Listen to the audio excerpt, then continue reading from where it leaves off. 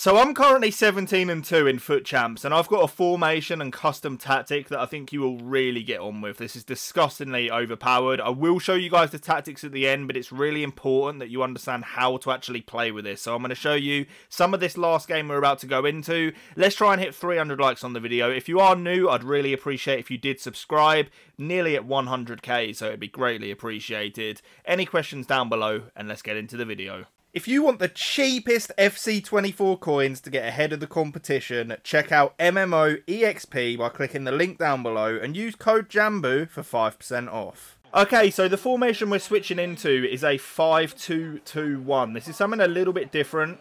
A lot of you guys have said that you want me, to showcase gameplay in these tactics videos. So if you want to see more of this, do leave a like.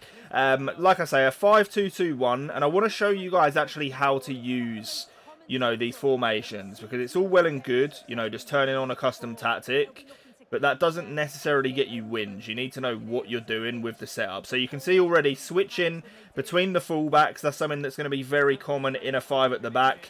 It's a misconception, a 5 at the back doesn't necessarily mean you're playing ratty defensive gameplay. We're very much, as you will see, attacking, with a lot of numbers going forward in this setup. But here we've got to be careful. We do step in. We're going to driven past to the wide player, go for an L1 sprint boost, and I'm triggering my fullback to go forward here. Just taking our time there. We play the ball nicely into the gap. We will find that overlapping fullback again. Looking to cut the ball back into the central areas here. So we're going to go for it. R1 dribbling, go for that cutback position, and then we do find the back of the net. And that is a very typical goal that you are going to see in this setup time and time again. Got to be careful here. We've got to cover the middle. We'll use the second man press. We'll just step in here, go for the tackle. Very nice. And the thing with this formation is you get very, very good counter-attacking opportunities. You can see we activate the player lock. And now we're in, with Mbappe. Maybe not quite in. We'll see. Very close. Got to react. There we go. And just like that, our opponent is already out of here. So you can see this formation working wonders. Okay, so as you can see, this is the 5-2-2-1. And what is very good about this formation, of course, you are getting that 5 at the back for defensive support. It gives you more options to pull out a centre-back, be a little bit more risky in your defending without as much punishment, which is, for a lot of people, a big deal for sure. You've got that sort of front three that's very reminiscent of a 4-3-2-1. You see like the left and right forward with a striker. Maybe not perhaps as close together. However, it really does play like that in game. The two in midfield offer a lot as well.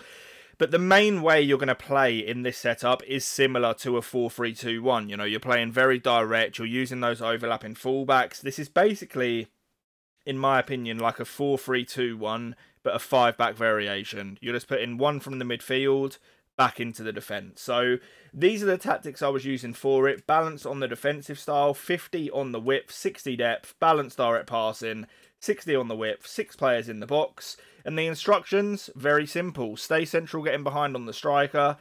We just leave, these wide players on basic. Just basic again on the centre mids. And then overlap on both of the wing-backs. That is absolutely it. You can see I'm playing George Best as a right wing-back. You can just play, any decent attacker in that sort of position.